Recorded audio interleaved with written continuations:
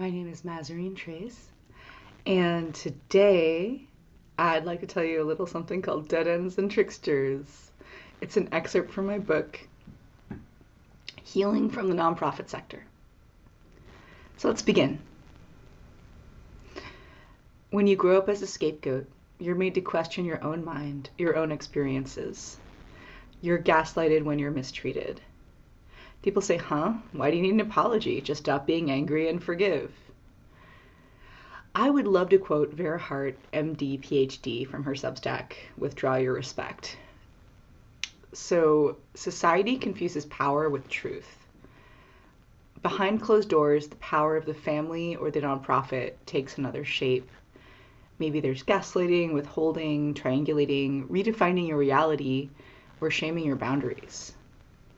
They think anger must be dangerous and calm must be clarity. But it's not actually. Anger is clarity. The predator is often calm because they're not the one bleeding. Their clarity is not wisdom, it's strategy. Their confidence is not care, it's control. Your chaos, collapse, anxiety, it's not weakness. It's the body's wisdom when truth has been violated. If your truth was erased, if your mind was manipulated, if your emotions were used against you, withdraw your respect. Not out of hate, but out of sacred protection for your truth. Stop believing their opinion of you still matters. Stop waiting for them to come around. Stop giving weight to the silent stories or justifications they offer. Because here's the truth most survivors are never told. You cannot rebuild yourself by seeking recognition from the person who dismantled it. I would also say, like, this goes for nonprofits too, and abuse apologists. And so here's what some people say to that. But the nonprofit sector is so integral, we have to keep supporting it. Or, we all wish we could make more here, but it's just not possible. Or it takes two to tango. These are not neutral statements. These are weapons disguised as empathy.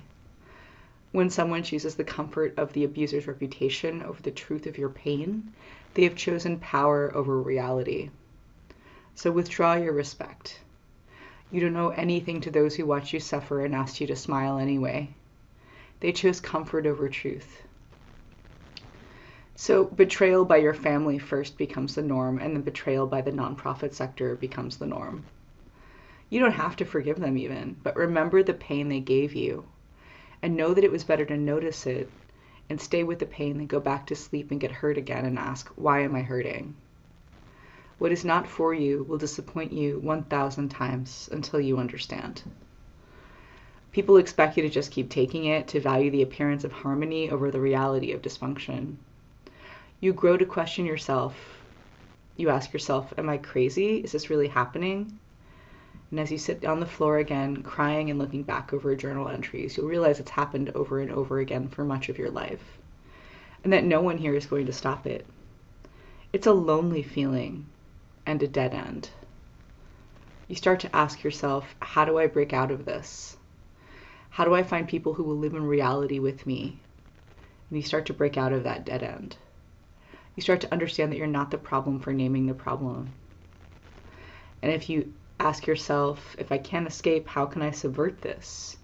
How can I go against the norm of abuse and walk backwards, out the door? You can be a trickster and change from the scapegoat to the coyote. So this is an interesting concept. When World War I was happening and the Dadaists came out with Dada and absurdity at that time, that really challenged the status quo by making people laugh. And maybe that's something that we can do now. Trickster spirits walk backwards down the street.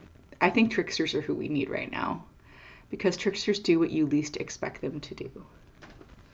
I think here are the Portland frogs that are dancing in front of ice, for example. For years, I did trickster things. I ran away from home. I majored in poetry and gender studies instead of the medical school like my family wanted. I leaped into different countries. I lived in Thailand for a time. I volunteered in a mobile health clinic in Jakarta. I lived in Indonesia and Korea. I joined and left a cult Where some of the folks believed in Ramtha and Osho and vast conspiracies, I decided to start teaching and fundraising, even though no one in my family did that and I didn't know people who did that. I worked on telling the truth as much as I could, and I found allies. I decided to help someone start a nonprofit.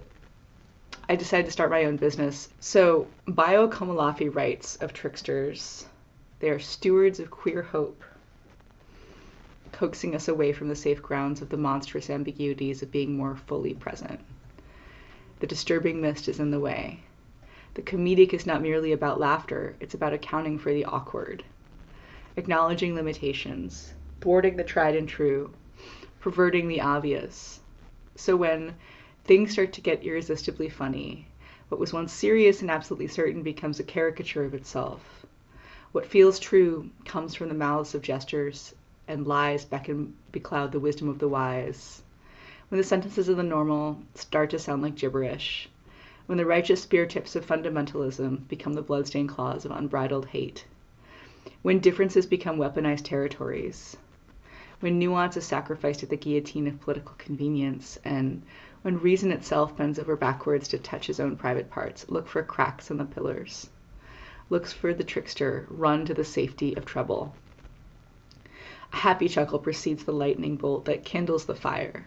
For those whom the gods wish to kill, they first make mad with ecstasy. My whole life I ran to the safety of trouble. I looked when other people shut their eyes and didn't want to see. I didn't have a choice. Witnessing was the focal point, even if I couldn't stop the abuse yet. Then once I grew up and got out, I saw the same situations happening, more scapegoating, even in work contexts, until I got free of that as well. Now I'm dedicated to saying what I notice, asking you if you notice it too. And if you do, what's next? What now?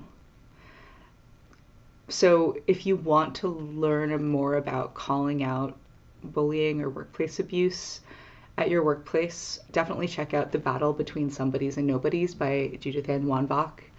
So doing nothing is out of the question. We have already seen what doing nothing will do. Why am I bringing this up now? Why do you think?